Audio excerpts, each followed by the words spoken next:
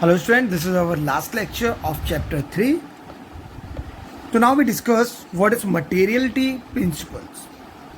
So materiality principle refers to relative importance of an item or an event. According to the American Accounting Association, an item should be regarded as material if there is a reason to believe that knowledge of it would influence the decision of an informed investor. Simple words में बात करें students, जो material है, कई बार जो accounts हमारा accounting system होता है वो ये कहता है कि अगर कोई एक ऐसा मटेरियल है जिसके रिकॉर्डिंग छूट जाने से हमारी फर्म के डिसीजन पे या हमारी फर्म की किसी पोजीशन पे कोई ज़्यादा इफेक्ट नहीं पड़ता तो हम उसे अवॉइड भी कर सकते हैं. फॉर एग्जांपल, अगर किसी बिजनेस का जो टर्नओवर है वो करोड़ों में है और उस फर्म का क्या होता है कि एक कैलकुलेटर टूट जाता है जिसकी कॉस्ट 50 रुपये होती है. तो यार करोड़ों का टर्नओवर है, 50 रुपये का जो उनका एक कैलकुलेटर टूट गया है, अगर वो गलती से उन्होंने रिकॉर्ड नहीं किया तो फिर वो उसे अवॉइड कर सकते हैं. ऐसा नहीं होगा वो उसे वापस रिकॉर्ड करें, वापस शो करें, तो उसे वो अवॉइड कर सकते हैं. लेकिन अगर किसी फर्म का जो टर्नओवर है, जो कैपिटल है, वो खुद 1000 रुपये है, 2000 रुपये है, तो जो 50 रुपये हैं वो उसका एक बड़ा पार्ट है उसकी कैपिटल का. तो उसे अगर वो चीज़ छूट जाती है, वो रिकॉर्डिंग वो नहीं कर पाता, तो उसे वो वापस शो करना पड़ेगा, क्योंकि आपका जो मटेरियल है वो डिपेंड करेगा आपकी फर्म के साइज पे. क्लियर? चलिए अब हम बात करते हैं प्रूडेंस और conservative principles. Prudence or conservative principle is many a time described using in paras do not anticipate a profit but provide for all possible losses. It means conservative principle में हम ये देखते हैं कि हम जो भी प्रोविज़न बनाते हैं, इट मीन्स अगर हमें लगता है कि फ्यूचर में लॉस एक्सपेक्टेड है, फ्यूचर में हमें लॉस हो सकता है, तो उस लॉस का हम एडवांस में ही प्रोविज़न बना के चलेंगे, यानी कि उन एंट्रीज़ को हम अपने अकाउंट्स में शो करते चलेंगे. उसका जो प्रोविज़न है उसे हम अपनी बुक्स ऑफ अकाउंट्स में शो करेंगे. लेकिन अगर हमें लगता है कि फ्यूचर में हमें प्रॉफिट हो सकता है तो उसके लिए हम कोई भी प्रोविज़न नहीं बनाएंगे. क्लियर? यानी हम प्रोविज़न बनाएंगे सिर्फ लॉसेस का, एक्सपेक्टेड लॉसेस का. अगर हमें लगता है फ्यूचर में हमें कोई लॉसेस होने वाले हैं तो उसका हम एडवांस प्रोविज़न बना के अपनी बुक्स ऑफ अकाउंट्स में रिकॉर्ड करेंगे. लेकिन अगर हमें लगता है फ्यूचर में प्रॉफिट होने वाला है तो उसका हम कोई भी प्रोविज़न नहीं बनाएंगे. तो यहाँ पे हमारा जो नेचर हो वो कैसा होगा? कंजर्वेटिव, यानी हम अपने लॉस को पहले से ही प्रोटेक्ट करके चलेंगे. Cost concept or historical cost concept. According to the cost concept, an asset is recorded in the books of accounts at the price paid to acquire it and the cost of the basis for all subsequent accounting of the assets. It means cost concept हमें ये बताता है, for example 2020 में मैंने एक machinery purchase की 5 lakh rupees की. Sorry, मैंने एक लैंड परचेज किया, ज़मीन का एक टुकड़ा यानी पीस ऑफ लैंड परचेज किया 5 लाख रुपीज़ का. अब मैंने उसे अकाउंट्स में 2020 में परचेज़ किया, तो ऑब्वियस सी बात है 2020 में ही मैं उसे रिकॉर्ड कर लूँगा अपनी बुक्स ऑफ अकाउंट्स में. अब मैंने क्या किया? उसे रिकॉर्ड कर लिया. अब मैंने उसे रिकॉर्ड किया, आज से 10 साल बाद यानी 2030 में उस पीस ऑफ लैंड की जो वैल्यू हो गई वो कितनी हो गई? 25 लाख रुपये, 25 लाख रुपये. लेकिन मैं क्या उसे 25 लाख का शो करूँगा? नहीं, मैं उसे उतने का ही शो करूँगा जितने में मैंने उसे परचेज़ किया था. यानी मेरी बुक्स ऑफ अकाउंट उसका जो एक प्राइस है वो कितना शो करेगी? 5 लाख रुपीज़. कब तक? जब तक मैं उसकी फाइनल वैल्यू रियलाइज़ नहीं करूँगा, यानी कि जब तक मैं उसे बेचूंगा नहीं तब तक मेरे लिए उसकी वैल्यू कितनी होगी? 5 लाख रुपीज़ ही होगी. चलिए अब हम बात करते हैं हमारे नेक्स्ट कॉन्सेप्ट की. तो हमारा नेक्स्ट कॉन्सेप्ट है मैचिंग कॉन्सेप्ट और मैचिंग प्रिंसिपल्स.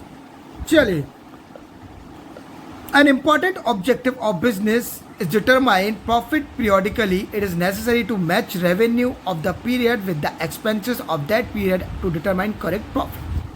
हमने अपना एक्यूरल कॉन्सेप्ट देखा था, एक्यूरल एजम्पशन देखा था. उसमें हमने क्या देखा था कि हमारे जो भी लॉसेस या इनकम्स होती हैं हम उन्हें ऑन द स्पॉट रिकॉर्ड करते हैं, यानी कि जैसे ही वो होते हैं हम उन्हें रिकॉर्ड कर लेते हैं. फॉर एग्जाम्पल, मुझे अपनी बिल्डिंग का रेंट पे करना है 50,000 रुपीज़ और मैंने 2020 के साथ 2030 का रेंट भी 50,000 पे कर दिया. तो अब फाइनली मैंने पे कितना कर दिया? 1 लाख रुपीज़. लेकिन क्या मैं 2020 में अपना रेंट 1 लाख रुपीज़ शो करूँगा? नहीं करूँगा, क्योंकि मेरा जो 50,000 रेंट है वो मेरे नेक्स्ट ईयर का एक्सपेंस है. अगर मैं उसे करेंट ईयर में करूँगा तो मेरा प्रॉफिट, मेरी इनकम कम हो जाएगी और मेरे एक्सपेंसेस ज़्यादा हो जाएंगी, जो कि बैलेंस नहीं होगा. इसलिए क्या होगा? मैं अपना 50,000 यानी कि 50,000 टू 2020 का रेंट है, सिर्फ वही 2020 में रिकॉर्ड करूंगा, और 2021 का मैंने एडवांस पे कर दिया है, लेकिन उससे मैं 2021 में ही रिकॉर्ड करूंगा। क्लियर? सेम विथ हमारे लॉसेस। अगर क्या होता है, फॉर एग्जांपल मैंने किसी को गुड सोल्ड की, फॉर एग्जांपल मैंने 1 लाख रुपए का माल बेचा, तो सडनली मैं रिकॉर्ड कर लूँगा कि मैंने 1 लाख रुपए का माल बेचा, ये मैं अपनी बुक्स ऑफ अकाउंट में रिकॉर्ड कर लूँगा। लेकिन अभी 1 लाख रुपए मुझे मिले नहीं है, वो माल मैंने क्रेडिट पे यानी उधार बेचा। तो क्या ऐसा होगा जब मुझे वो माल मिलेगा तभी मैं उसकी एंट्री करूँगा? नहीं, ऐसा बिल्कुल नहीं होगा। जैसे ही मैं वो माल बेचूंगा मैं उसकी एंट्री कर दूंगा, क्योंकि मुझे पता है वो पैसे मुझे मिलने वाले हैं। क्योंकि अगर जब वो पैसा हमें मिलेगा, फॉर एग्जांपल 2020 में माल बेचा, 2022 में पेमेंट हमें रिसीव हुआ, तो हम 2022 में उस पेमेंट को रिसीव कर रहे हैं, जबकि वो पेमेंट का क्या था, वो पेमेंट था 2020 का। क्लियर? तो 2022 में आपका पेमेंट एक्स्ट्रा हो जाएगा, जो कि सही नहीं होगा। इसलिए जो भी एक्सपेंसेस हैं, जो भी रेवेन्यू है, वो जैसे ही होते हैं इंस्टेंट हमें रिकॉर्ड कर लेने हैं। अब हम बात करते हैं ड्यूअल एक्सपेक्ट और duality principle. According to the dual aspect concept, every transaction entered into by an enterprise has to expect a debit and credit. Accounts कहता है कि जो भी ट्रांजेक्शन हम रिकॉर्ड करते हैं उसके ड्यूअल इफेक्ट होते हैं, वो डेबिट भी होता है और क्रेडिट भी होता है। कैसे होता है, चलिए देखते हैं। For example, Rahul started business with capital. Rahul ने 1 लाख रुपए से बिजनेस स्टार्ट किया, तो राहुल की जो एंट्री होगी वो क्या हो जाएगी, cash account debit to capital. यानी कैश तो डेबिट हो रहा है, लेकिन जो उसकी कैपिटल है वो क्या हो जाएगी, उसकी कैपिटल हो जाएगी क्रेडिट। यहाँ देखिए, on the hand of business has assets of 1 lakh cash, file on their hand it has the liability towards Rahul 1 lakh capital of Rahul, दस वी कैन से। क्लियर? उसी तरह फॉर एग्जाम्पल अगर मैंने कहा, फॉर एग्जाम्पल मैंने एक बिल्डिंग परचेज की, परचेज बिल्डिंग 5 लाख रुपीज़। चलिए, मैंने 5 लाख रुपए की एक बिल्डिंग खरीदी।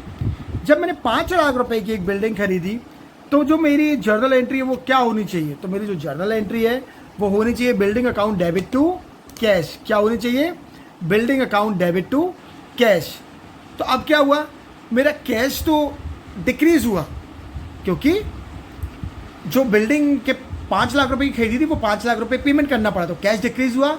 लेकिन हमारा जो एसेट्स है वो इंक्रीज हुआ, क्योंकि कैश और बिल्डिंग दोनों एसेट्स होते हैं, तो एक टाइम पे ही कैश आपका जो एसेट्स है वो इंक्रीज भी हो रहा है और डिक्रीज भी हो रहा है। इसे हम क्या कहेंगे, ड्यूअल एक्सपेक्ट। क्लियर है? चलिए, अब हम आगे बढ़ते हैं और देखते हैं हमारे नेक्स्ट कॉन्सेप्ट।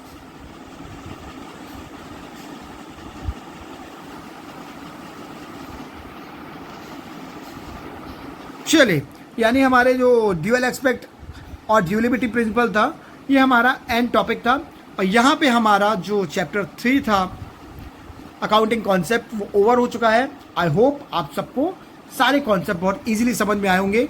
अब हम अपने नेक्स्ट लेक्चर में स्टार्ट करेंगे chapter 4 accounting equation. Thank you.